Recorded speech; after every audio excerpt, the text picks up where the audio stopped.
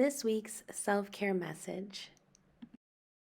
Hey loves, welcome back to my channel. My name is Nicole and I am a wellness coach, Reiki healer, and intuitive guide. So today's message I will be pulling from the Sacred Self-Care Oracle deck, and I truly love it. It's from Jill Pyle.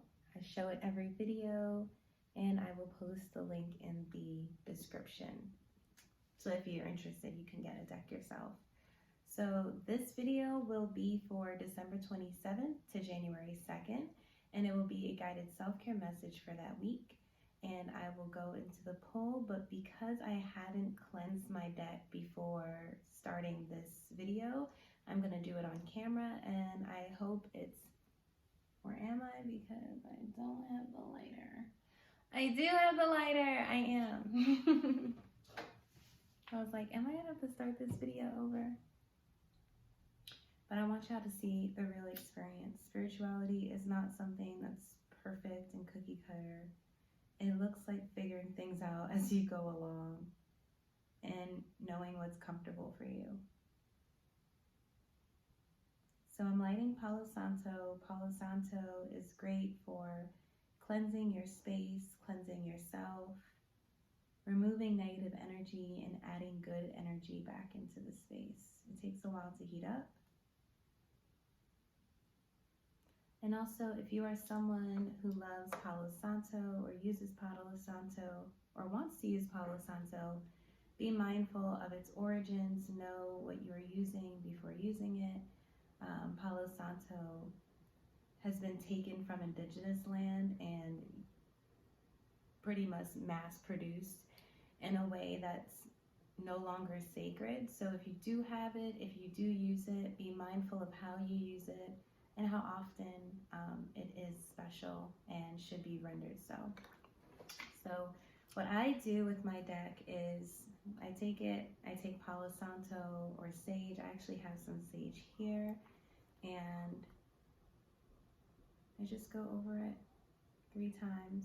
I like to do 3 different directions, and then sometimes I let it sit under it, just cleanse it, and then sometimes I put it out. In this moment I will, because I don't want too much smoke on the camera. Other times I will let it burn because it eventually goes out. It is from a tree. Palo Santo is dense, so unlike incense, it doesn't burn smoothly. It will go out over time. So now that the deck is cleansed and we have these beautiful images, I always like to show the cards so people have an idea of like the energy, the vibe within them. I'm gonna start shuffling them. And I'm not gonna lie, I'm a little anxious shuffling on camera because I'm still practicing taking my spiritual practices and doing them on camera, but I do feel like people need to learn and people need to know that oracle cards or tarot or any other tool or divination practice, it's great for helping you understand yourself better.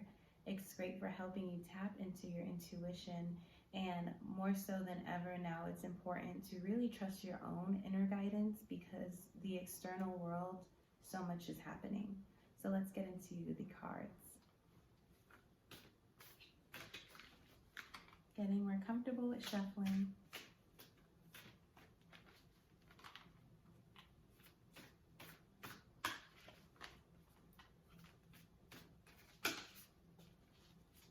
And as I shuffle, I sometimes like to ask, out loud or to myself in my head, like I'm speaking in my head,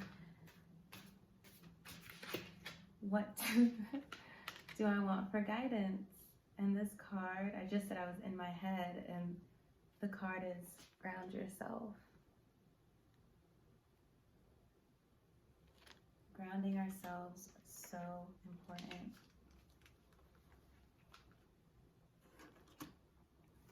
So let's look at the card. Whenever I see a rainbow, I just think unification, a coming together of like minds. I'm getting collective consciousness, a unique understanding of the world being brought to light with a rainbow. Also these colors, the chakra system. And then the way she's sitting is reminding me of like Kundalini energy and tapping into our ajna, our crown chakra, as well as our third eye.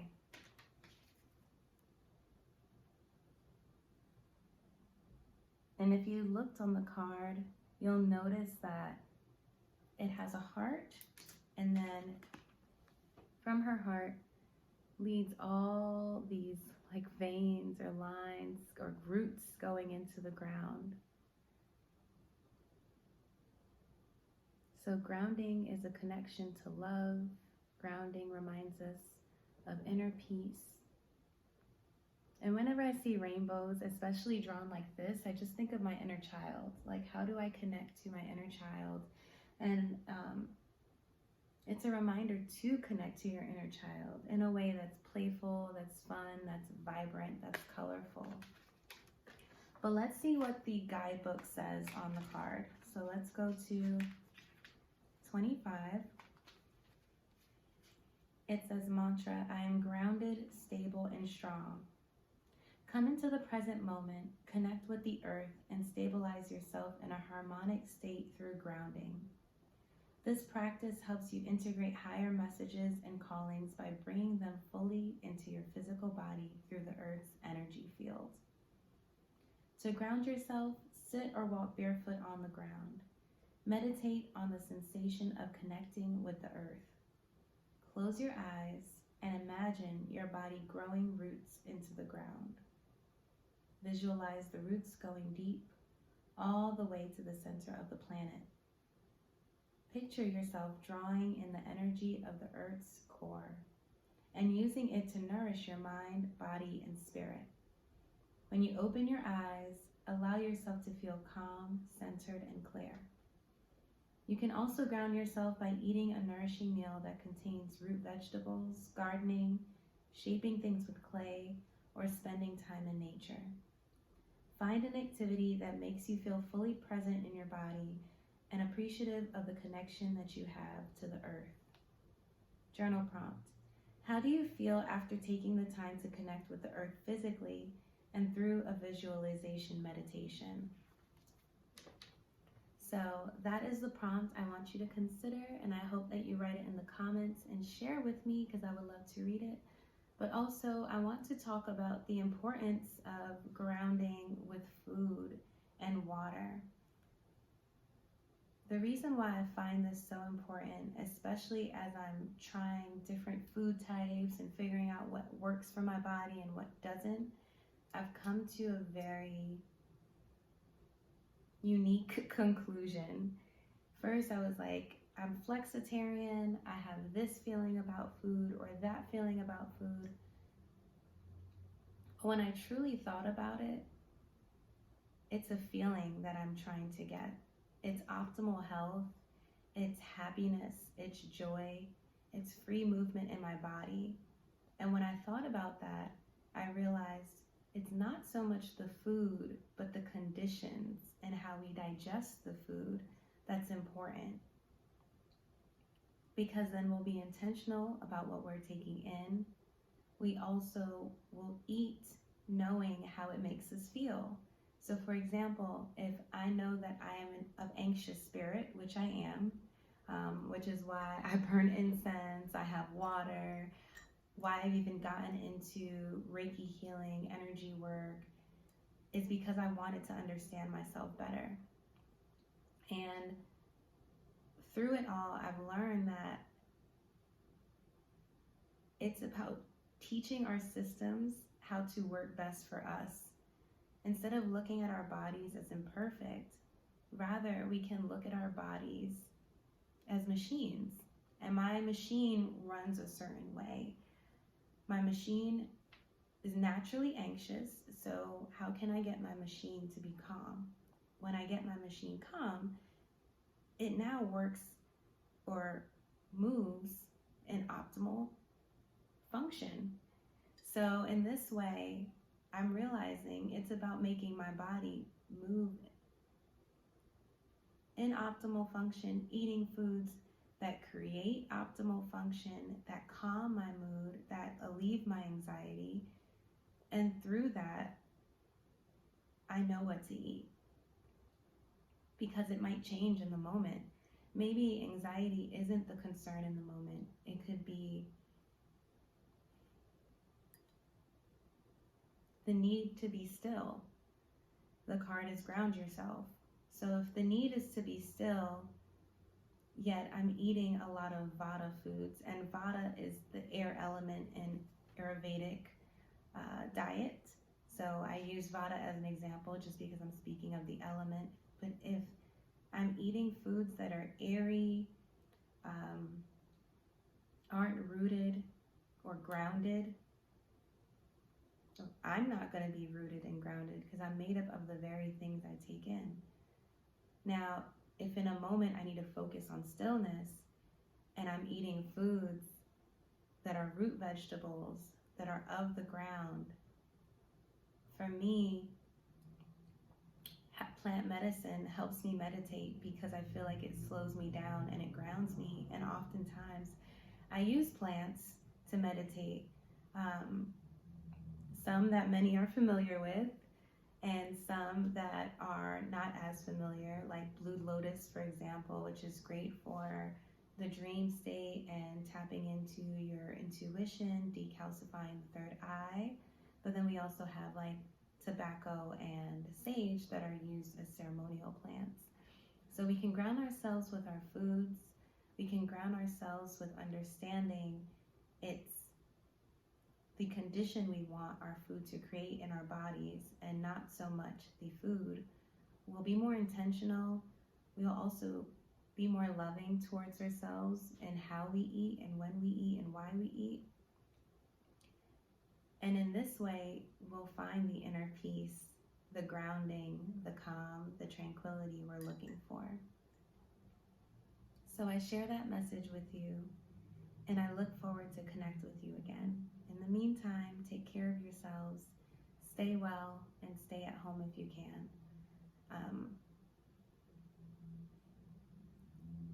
COVID-19 is a very serious disease. Coronavirus disease has impacted people that I know, and living in Los Angeles, 1 in 80 people have already been infected. So in order to keep my nervous system calm, in order to keep my condition healthy, I choose to follow guidelines that I feel help keep me safe.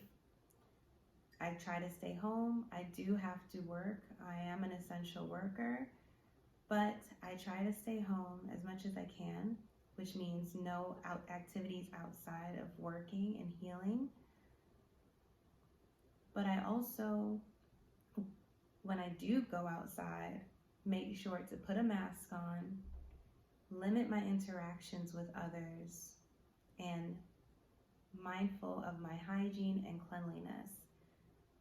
Lysol, hand sanitizers, even if you do not like products with lots of chemicals, you can also use alcohol. You can use essential oils and create your own hand sanitizer. But what's most important is to be safe and to be mindful of how we impact the others. As we ground ourselves, we realize this because we realize we are all interconnected, and we are all made of the very same stuff of the earth. So I leave you guys with this message. Thank you for watching. I appreciate if you've made it to the end of this video, because you took time out to listen to me. I hope this message resonates with you, and I see you in the next video. You can find me on Instagram at withlovecole.